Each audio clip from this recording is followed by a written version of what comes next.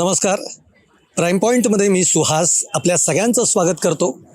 माझ्या मागे तुम्हाला नागपूरमधल्या विधान भवनाचं ही बिल्डिंग दिसतीये, जी ब्रिटिशकालीन सगळं स्ट्रक्चर आपल्याला बघायला मिळत आहे. माझ्यासमोर महात्मा गांधींचा पुतळा आहे आणि माझ्या उजव्या हाताला भारताचं संविधान आहे. संविधान काय सांगतं?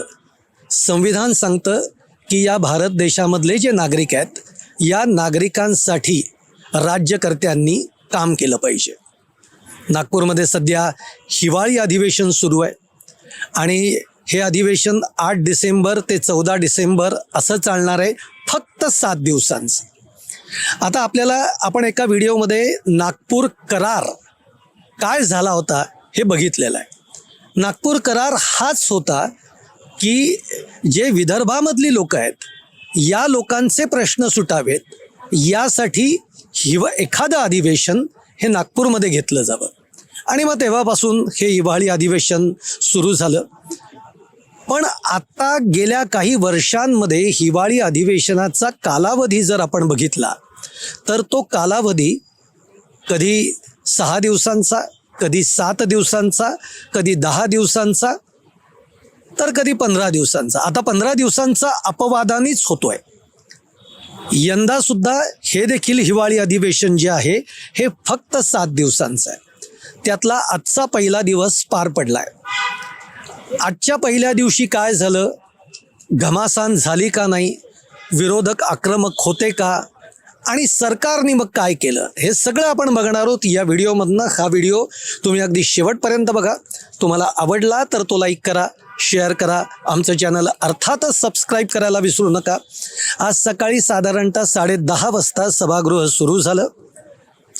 सभागृह सुरू झाल्यानंतर ज्याला आपण म्हणतो की शोक संदेश जो असतो तो देण्यात आला, शोकसभा घेण्यात आली.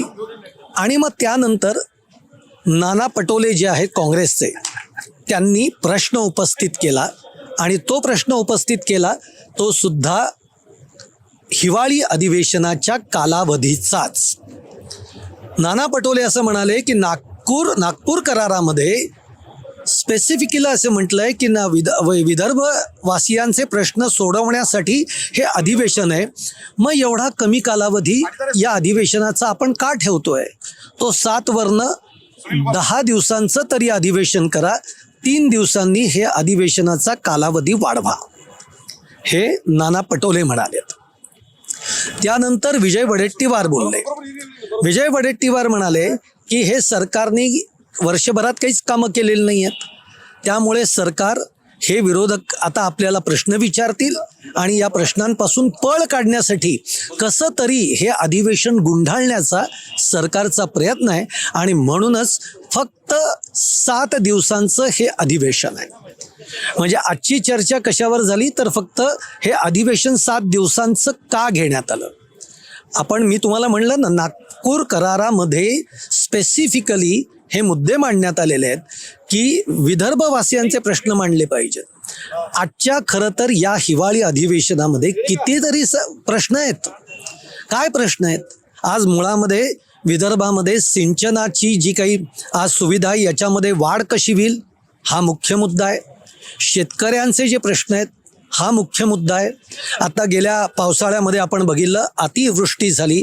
या अतिवृष्टीमध्ये जसं मराठवाडा होरपळला तसं विदर्भातला काही भाग सुद्धा या अतिवृष्टीमध्ये शेतकऱ्यांचं अतोनात नुकसान झालं.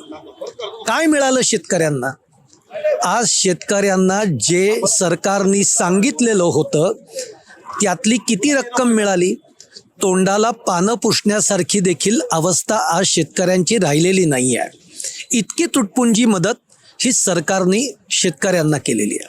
आज शेतकऱ्यांचे डोळे सुद्धा या अधिवेशनाकडे लागले की सरकार या अधिवेशनामध्ये आपल्यासाठी काही पॅकेज जाहीर करेल का, हा देखील एक मुद्दा आहे. दुसरा मुद्दा, मी आज जेव्हा हा व्हिडिओ करतोय तेव्हा बुलढाण्यामध्ये 2 शेतकऱ्यांनी आत्महत्या केली आहे. आता आपल्याला माहिती आहे विदर्भामध्ये शेतकरी आत्महत्येचं प्रमाण हे सर्वाधिक आहे. ते का आहे तर एक तर मुळामध्ये इथले प्रश्न काय आहेत हे आपल्याला समजून घ्यावं लागेल. मुळामध्ये आज विदर्भामध्ये खूप चांगल्या पद्धतीची शेती होते, पण मुळात त्या शेतीमालाला भाव मिळतो का, हा खरा इथला प्रमुख प्रश्न आहे. दुसरा प्रश्न आहे की कष्टाने शेतकरी शेती करतोय, त्याच्या मालाला भाव मिळत नाही, तो कर्जबाजारी होतो आणि ते कर्जबाजारी जो काही पैसा आहे तो त्याला फेडता येत नाही आणि मग त्याच्यासमोर आपलं जीवन संपवण्याशिवाय दुसरा पर्याय उरत नाही आणि तो आत्महत्या करतोय. आज हे सगळे प्रश्न सरकारच्या समोर आहेत, पण आज जेव्हा हिवाळी अधिवेशन होत आहे तेव्हा प्रामुख्याने पटलावर हे प्रश्न सरकारने घेतले पाहिजेत, विरोधकांनी सुद्धा मांडले पाहिजेत. मी तुम्हाला सांगतो, म्हणजे थोडंसं विरोधकांवरही आपल्याला बोलावं लागेल. जे विरोधक या विधान भवनामध्ये येण्याच्या आधी आक्रमक असतात, ते विरोधक विधान भवनामध्ये आल्यानंतर सभागृहामध्ये आक्रमक होतात का? तर आज तरी ते बघायला मिळालं नाही. या विरोधकांनी खरं तर सरकारवर तुटून पडायला पाहिजे होतं, पण तसं चित्र काहीही दिसलं नाही. नाना पटोलेंनी फक्त कालावधीचा मुद्दा मांडलाय, याच्या पलीकडे काही केलं नाही. वडेट्टीवारांनी सरकार कसं पळ काढतंय हे सांगितलं, पण सरकार नेमकं कोणत्या मुद्द्यांवरनं पळ काढतंय हे वडेट्टीवार बोलत नाही आहेत. आणि त्याला मग शेवटी देवेंद्र फडणवीसांनी उत्तर दिलं. देवेंद्र फडणवीस असं म्हणाले की आज एक तर मुळामध्ये हे जेव्हा हिवाळी अधिवेशन होत आहे ते या राज्यामध्ये 20 तारखेपर्यंत याच्या निवडणुका आपल्या चालू आहेत, नगर परिषदा नगरपंचायतीच्या निवडणुका आहेत, त्यामुळे आचारसंहितेचा काळ आहे. आता या आचारसंहितेच्या काळामध्ये सरकार किती आश्वासनांचा पाऊस पाडू शकणार आहे हे माहिती नाही. मग विदर्भवासियांसाठी काय मिळणार आहे याची अजून अनिश्चितता आहे. आणि या सगळ्या म्हणजे देवेंद्र फडणवीस असं म्हणाले की आता निवडणुकांचा कालावधी आहे, आचारसंहिता आहे, हे सगळं लक्षात घेता आम्ही हा 7 दिवसांचा कालावधी घेतलेला आहे. मग त्याच्यावर जेव्हा नाना पटोले तुटून पडले तेव्हा पुन्हा देवेंद्र फडणवीस असं म्हणाले की आज तुम्ही आम्हाला या 7 दिवसांच्या कालावधीवर बोलताय, पण जेव्हा कोरोनाच्या काळामध्ये तुम्ही 2 दिवसांची अधिवेशनं घेतलीत, त्या काळामध्ये तुम्ही हिवाळी अधिवेशनच घेतलं नाही, त्याची उत्तरं कोण देणार? म्हणजे शेवटी एकमेकांवर आरोप प्रत्यारोप करण्यापलीकडे आजच्या या पहिल्या दिवशी कोणतंही कामकाज झालं नाही आणि दुपारी 1 वाजता कामकाज बंद झालं, ते आजच्या दिवसासाठी. म्हणजे आजचा पूर्ण दिवस दुपारी 1 नंतर कामकाज होणार नाही आहे. आणि मग आता उरले आपल्या हातामध्ये फक्त 6 दिवस. या 6 दिवसांमध्ये आज विरोधक आणि विरोधकांसमोर अनेक प्रश्न आहेत. आज विरोधकांसमोर पुण्याचा जमीन घोटाळा आहे, ज्याच्यामध्ये पार्थ पवार अडकलेले आहेत. त्याच्यामध्ये पार्थ पवारांवर गुन्हा का नाही, अजित पवारांचा राजीनामा का नाही मागत, हा प्रश्न आहे. याचबरोबर आज सगळ्यात मोठा विषय तापलाय तो म्हणजे नाशिकच्या तपोवनामध्ये ज्या पद्धतीची वृक्षतोड होणार आहे, या वृक्षतोडीला आता सर्व स्तरावरनं विरोध होतोय. सरकार नेमकं काय करणार आहे हा प्रश्न आहेच आहे.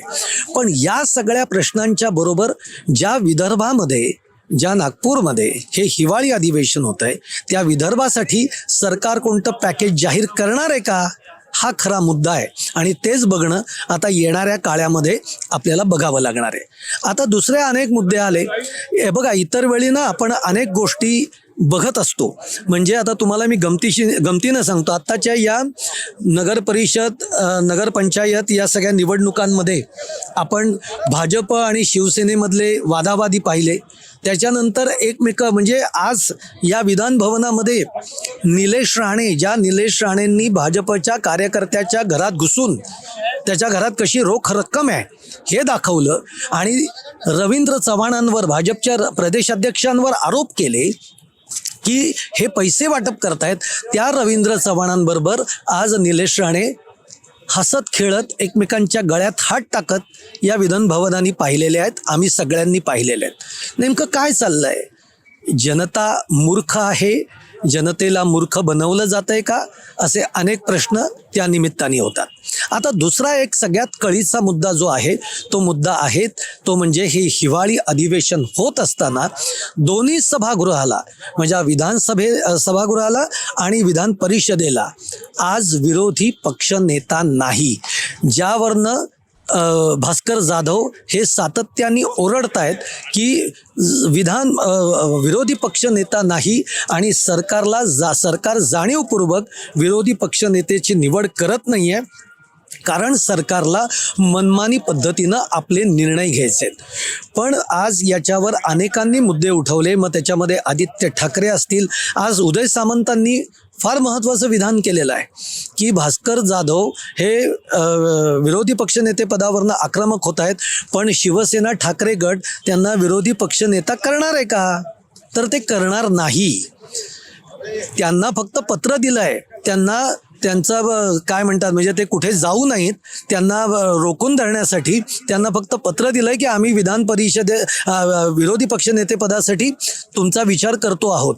पण खरंच ठाकरे गट करणार आहे का? तर तो करणार नाही, कारण अशी मोठी पदं उद्धव ठाकरे हे आपल्या कंपूतल्या लोकांना देत असतात, असा गंभीर आरोप हा उदय सामंतांनी केला.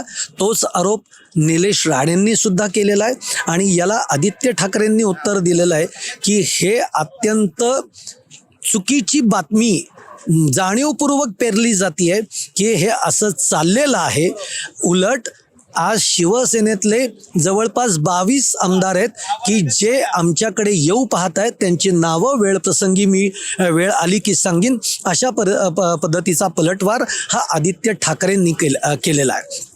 म्हणजे मुळात आता विरोधी पक्ष नेतेपदाची निवड होते का, ती होत नाही का, सगळाच प्रश्न गंभीर आहे. तो गुंतागुंतीचा आहे, कारण 288 ची संख्या असते, त्याच्या 10% त्या पक्षाकडे मतं असावी लागतात. तर तशी मतं ना शिवसेनेकडे आहेत, कारण शिवसेनेचे 20 आमदार निवडून आलेले आहेत, काँग्रेसचे 16 आमदार निवडून आलेले आहेत, राष्ट्रवादी शरद पवार गटाचे 10 आमदार निवडून आलेले आहेत आणि विरोधी पक्षनेतेपदासाठी लागणार आहेत 28 संख्या, तर ती काही यांच्याकडे नाही आहे. पण तरीही अध्यक्षांनी जर मनात आणलं आणि आपल्या एकूण सरकारमध्ये विरोधी पक्षनेतेपद हवं असं जर का मुख्यमंत्री आणि अध्यक्षांनी ठरवलं तर ही गोष्ट होऊ शकते, असं या सगळ्या विरोधी पक्षनेत्यांचं म्हणणं आहे. आता त्यामुळे काय होतंय, विरोधी पक्षनेत्याची निवड होतीये का हे बघणं महत्त्वाचं आहे. विरोधकांच्या इतर आरोपांना सरकार कसं उत्तर देत आहे हे देखील येणाऱ्या पुढच्या 5 ते 6 दिवसामध्ये आपल्याला बघायचं आहे. आणि सगळ्यात महत्त्वाचं, ज्या नागपूरमध्ये हे हिवाळी अधिवेशन होत आहे त्या नागपूरमधल्या त्या विदर्भवासियांना नेमकं सरकार काय पॅकेज देणार आहे, नेमकं सरकार त्यांच्या प्रश्नांची काय सोडवणूक करणार आहे हे बघणं फार इंटरेस्टिंग आहे. नाहीतर शेवटी फक्त एवढंच म्हणावं लागेल, हे अधिवेशन म्हणजे आपण एक सेलिब्रेशन जसं करतो ना, त्या सेलिब्रेशनला जसे सगळेजण एकत्र येतात तसं एक सेलिब्रेशन म्हणून 6 दिवसाचं सेलिब्रेशन म्हणून या अधिवेशनाकडे बघावं लागेल.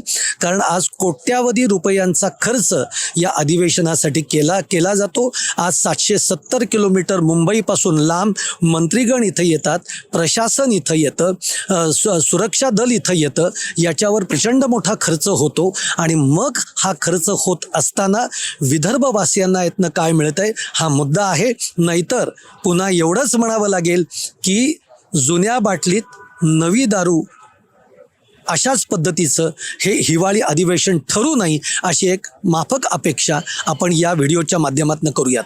तुम्हाला माझा हा व्हिडिओ आवडला असेल तर तो लाईक करा, शेअर करा आणि आमचं चॅनल अर्थातच सबस्क्राईब करायला विसरू नका आणि तुमच्या कमेंटसुद्धा कमेंट बॉक्समध्ये जरूर टाका. धन्यवाद.